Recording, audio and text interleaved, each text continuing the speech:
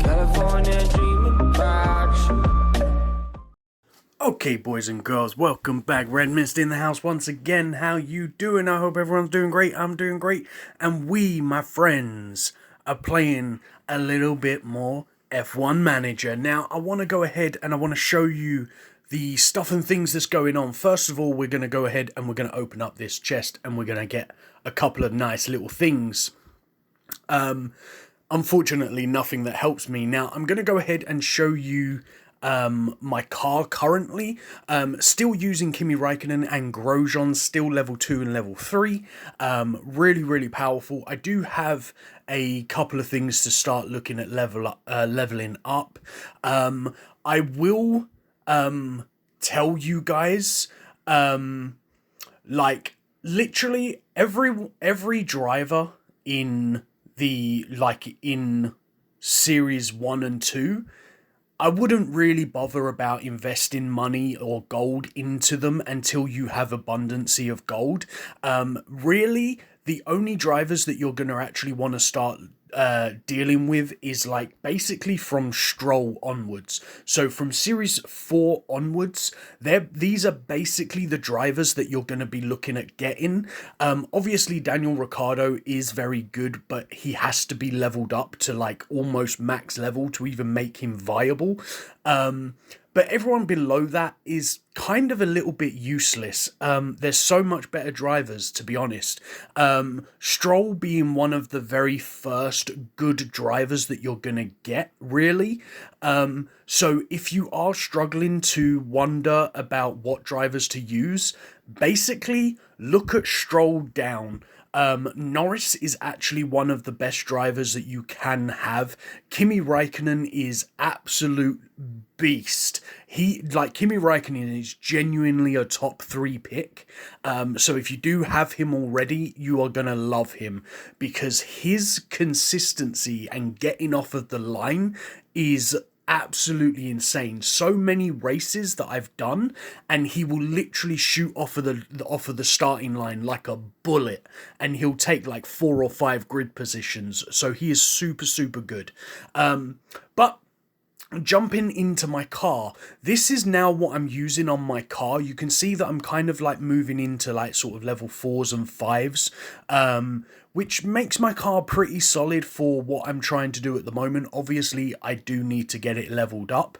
From what I can tell, they've changed the way that car parts are working. So unlike in 2019, where literally these pieces of the equipment were like miles better than every other piece that you could get, and that was it. Like, that was literally what you would pick, and you would just level these 6 pieces up and forget about the rest of them. The thing that I'm liking about this is each car part has a very different way of working. So some pieces are going to be like very heavy in grip, other pieces are going to be very heavy in power, so you're going to be able to play around with it and tweak the car to how you like. This is what I have. If you do have any suggestions on a car part that is better than what I'm using, do go ahead and drop a comment down in the comments down below. Obviously, I haven't unlocked too many at the moment because I haven't started leveling up the car too much, but that's what this video is about. Now, I want to show you the biggest thing that you want to do in this game, and that is literally not to over farm your flags. Now, Series 1, you're going to want to get all 20. Series 2, you're going to want to get all 50. And that's where this changes. Now, in Series 3, you're literally going to want to do one race and only get enough flags to unlock Series 4. Then you're going to ignore Series 3. The reason why I'm telling you to ignore Series 3 is because the time and effort you're going to put into racing Series 3 is not good enough. Now, if you take into consideration that if we go back out, driver's wet racing ability isn't very good. Now, you can see here Grosjean at level 3. He's one of the best starting off wet racers. Obviously, Octan does have a very good wet weather ability, but mine is currently a level 5. If you're looking at something like Antonio, he's only got 27, what's that, like 33 or something? 32 wet weather ability. So it's not that good when it comes to, obviously, wet racing. So by doing this strategy, you're actually going to eliminate a lot of wet racing races, which is really, really helpful. This does mean that you do have to farm level 2 that little bit more, but you can still farm level or series 2 and series 1 very effectively, because by the time you have got all of these things, your car's not going to be too powerful anyway. So you're going to be able to sit here, farm these races and farm out these boxes, get your car leveled up a little bit more. And in the meantime, while you're waiting to be able to race in Series 4, you can always use your season 2019 team to win a couple of races in Season 4. Then as your team gets better, start racing in the season 2020 in Series 4.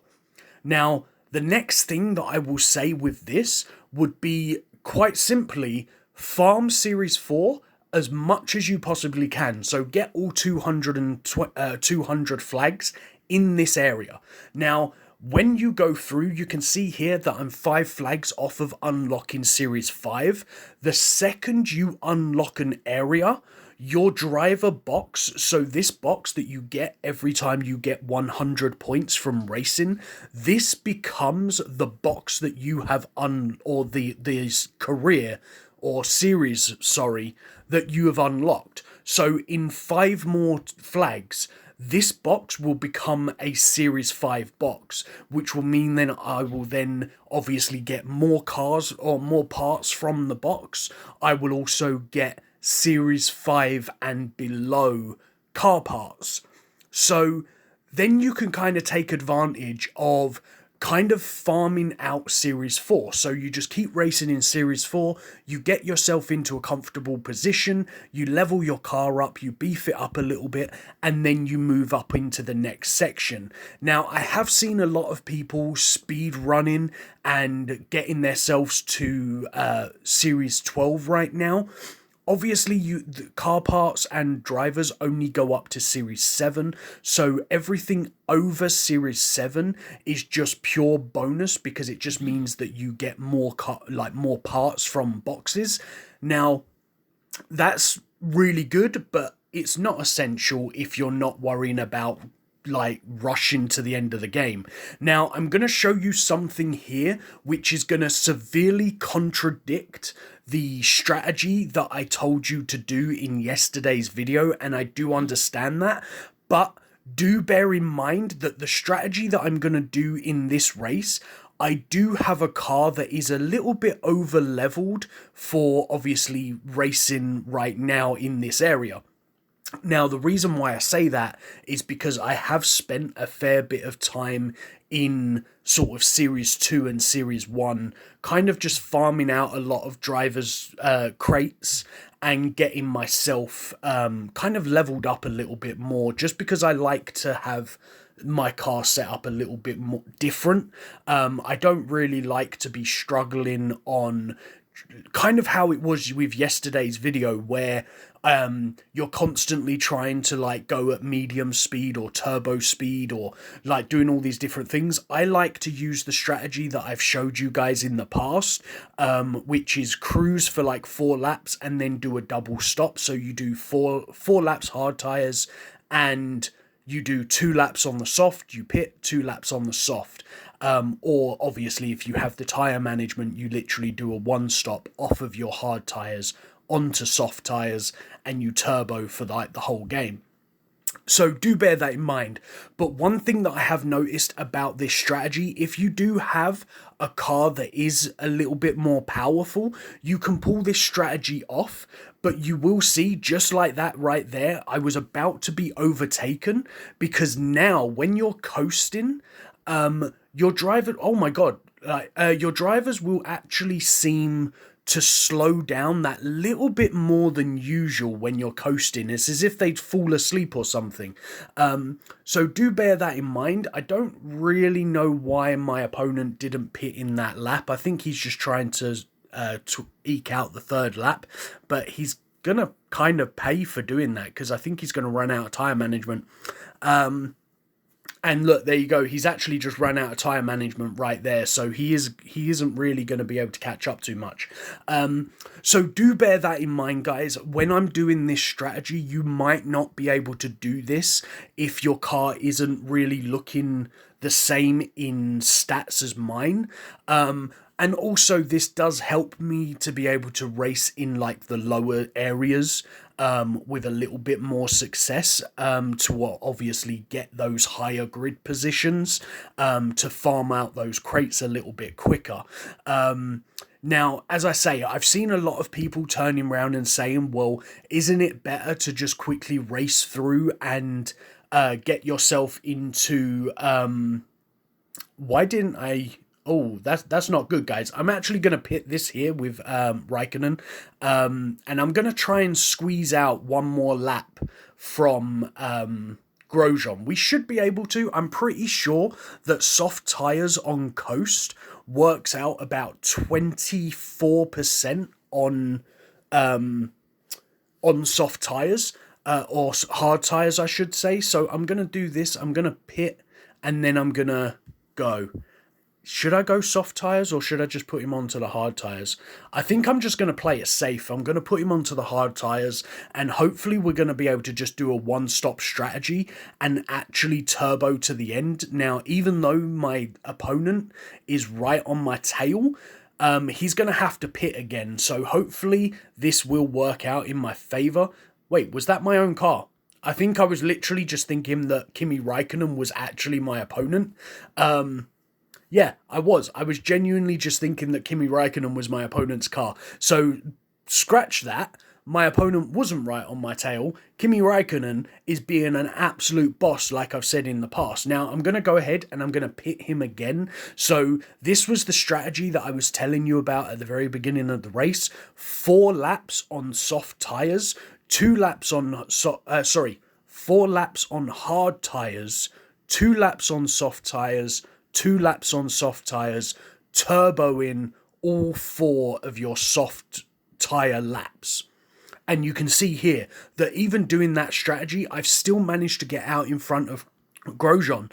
And Grosjean's only pitted the once. Fair enough, he is on the harder compound tyre, so he is going an average of about 3 to 4 seconds a lap slower than what Kimi Raikkonen is right now. So you do have to bear that in mind. If you do try to do this strategy where you only do a one-stop lap with hard tyres, you do have to bear in mind that you are going about 3 seconds a lap slower.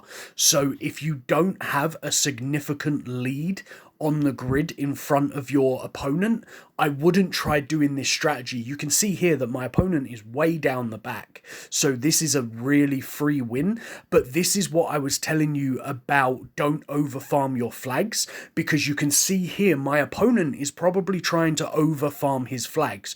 So by over farming his flags, he's probably maxed out series 1, 2 and 3 on his flags, and now he's trying to race in Series 4, which means that his flag rate is higher, so therefore the game thinks that his car is better than it is, because the game doesn't go off of how good your car is, it goes off of the max amount of flags that you have.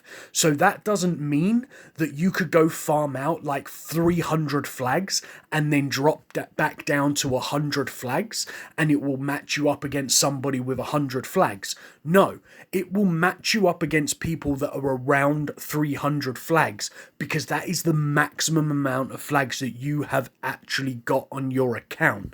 So bear that in mind. Like, look at my opponent. Before he lost that race, I think you lose 9 flags. So he had like 195 flags, which is only like 10 flags lower than what I was. So bear that in mind. Now you can look at this basis and you could see here, like if I calculate, you could see it'd be like what, 200, 300, 350. You could have 370 flags right now by the time you get to Series 5. Now, if you bear in mind that having 370 flags at the moment, I only have 207 flags.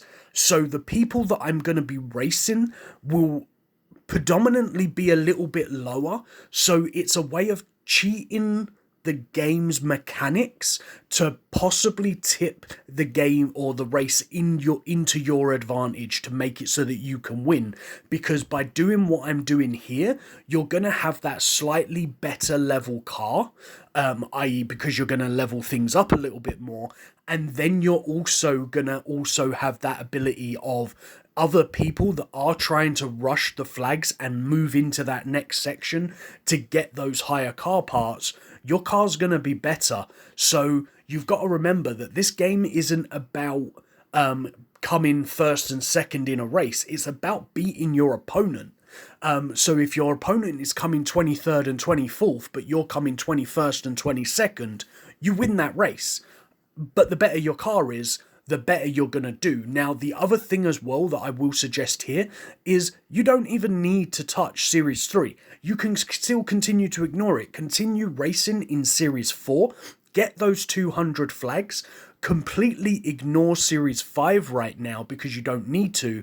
And the only time you need to race Series 5 is if your Season 19 team is good enough. Or even if your 20 team is good enough. But if your 2019 team is good enough, when you do get yourself a race crate open up, just go and race one race. Open up your chest, go and race a race, and replace these 4 chests with the best possible chests that you can put in there. So if you can race in Series 5, these chests should never not say Series 5. But if you can race in Series 10 and these chests are saying Series 5, then you're severely hindering yourself on progress. So always make sure that you are able to fill those 4 boxes up with the best possible arena that you can race in. So in the meantime, don't overfarm Series 5. You don't need to rush into Series 6 unless you really want to. But by doing that, you're going to hurt yourself because you're going to be racing against maybe people that do have better cars, or that people that have taken their time to level up their cars.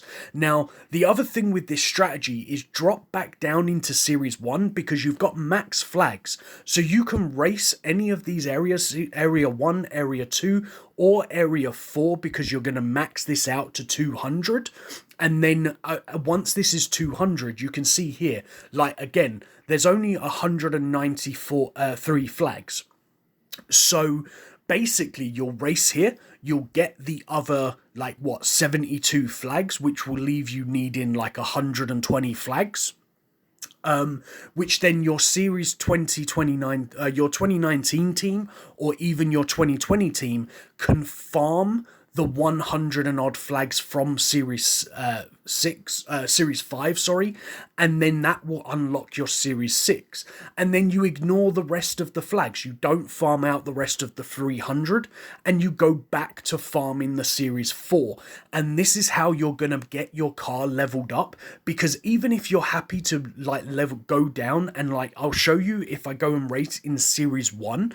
Now, in Series 1, this is again why you don't want to over level your flags, because if you look at my flags, I have 207 flags, whereas what did we say we could have? We said that we could have 370 flags, right? My opponent has also got 209 flags. Now, you've got to take into consideration, has my opponent got 209 flags because he's gone and farmed out Series 1, Series 2, Series 3? So therefore, is his car as good as my car? Probably not, because of the fact that I've done the farming of the flags via Series 4. So if he's done it by Series 3, he's effectively going to have a weaker car than myself, which means that I can do the 4-2-2 strategy because my car's going to be powerful enough to outperform his car off of the line. Now, this is a very important thing. If you are going to do this strategy, you do need somebody with good consistency like Kimi Raikkonen, Grosjean, and you also need to beef your car up on power. Now, power is a very important stat when you are going off of the line. Now, you can kind of see here that it hasn't really worked out in this race here. We did manage to make a couple of grid positions with Grosjean, and we did we make some positions with Kimi Raikkonen? I'm not too sure, but you can see here, but now that I'm in front, both of my cars are in front of him, I can just coast around the track because I haven't got to play catch up. I just have to defend. Now, if you're trying to obviously focus on getting those driver crates very quickly or trying to level up your car and stuff like that, I would suggest that you do follow a little bit more on the guidelines of yesterday's video, because racing that little bit more aggressive where you're sort of continuing to race around in medium speed or turboing around the track will grant you predominantly a better finish in the majority of the races. But obviously, as your car becomes better as well, you will also move up the ranks anyway in terms of your grid finishes, and like you'll finish like top 5 and top 3 a lot more often as your car does become a little bit better. But like I said, with this strategy now, your drivers will slow down a little bit now and again. They feel like they go a little bit slower than normal. Just speed him up a little bit there just to get him out in front of those two guys coming out of the pit, because I don't want to get trapped behind them. I would rather those drivers be trapped behind my driver that is coasting than get in front of me and me struggle to overtake them on my hot lap when it comes to the end of lap 4. So do bear that in mind, obviously, because you are going to be doing a 4-2-2 formate or 4-2-2 strategy. You do kind of want to try and maintain your current grid position. So don't let too many people overtake you, or try not to let too many people overtake you. And if you can get a cheeky little jump on somebody that is in the pit, then do that little bit of a turbo. You can see here, I weren't able to defend those two drivers because they're going to be on hot laps. But this is where this race strategy starts coming in, especially if you're doing this track. As you turn this next corner, this corner right here, you're going to hit the turbo and you're going to basically tell him to go into the pit, and you're now going to forget your driver who's in front. You're going to wait just a little bit longer on your second driver, especially if they're both pitting on the same lap.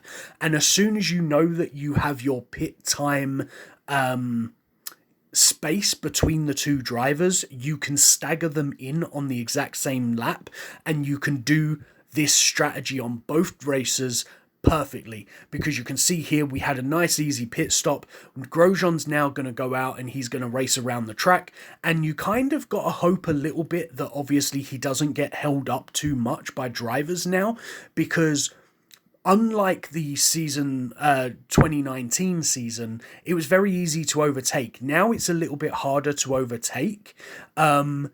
This strategy might get a little bit held up, because you can see I'm not overtaking, so he's being slowed down. So you need to watch your second driver a little bit more, and if he is closing that pit stop gap, so obviously my pit stop is like 3.5 seconds, so you can always go here and calculate the pit time. You can see here we do have like a good 4 seconds between our two drivers, but if your driver is getting inside that 3-second pit time, do bear that in mind and go and slow him down, like drop him down into like medium speed, or even coast him just for a second to take that speed out of his tires and slow him down, so that obviously he doesn't get backed up into your first driver and he's just waiting in the pits, making his pit time even longer. So do bear that in mind if you are going to run this strategy. But you can see here, even running this strategy, because of the power of my car. Now, with the power of my car at the moment, obviously I'm coming kind of mid-tier. I tend to find the majority of my races, I get between 25 and 30 points when I'm doing this strategy. If I do the other strategy that I was doing in yesterday's video, I will sort of push about 30 to 35, unless, of course, at the beginning of the race, I do get an absolute blinding qualifying lap. If I qualify and Kimi Raikkonen qualifies in like top 10, he pretty much finishes top 3. 9 times out of 10, he'll actually finish first. So do bear that in mind. Your qualifying lap now is very, very important. So having that consistency on your driver, I really can't say how important consistency is now in these races. But you can see here, even through this race, guys, I've literally just left my drivers on turbo, and Grosjean has now finally run out of fuel a little bit, so he's had to slow down. But that's 4 whole laps of turbo, guys. And we've finished quite comfortably. We're going to finish in 11th, and probably we might overtake and get 20th. 19th, sorry, but we're probably going to finish 20th. And as I say, this isn't about trying to maximize where my drivers come on the grid position. This is literally just about getting a nice, easy victory. And by doing this, I'm able to sort of get a nice consistent amount of points and farm out these race crates really, really easily. But if you do use the strategy that I was showing you in yesterday's video, you will qualify in you will finish the race in a much better grid position, therefore obviously farming out those crates a little bit quicker. If you can farm out an average of 33 points per race, then obviously 2 33s and a 34, and you'll have this race crate every 3 races, which will severely help you level up very, very quickly. I'll show you one more time what my car's stats are looking like. Obviously, put whatever the best parts you have on your car is. I would suggest, obviously, changing power for aerodynamics and grip. So I wouldn't prioritize power. It just happens to be that the parts that I have got seem to prioritize power. So do bear that in mind anyway, guys.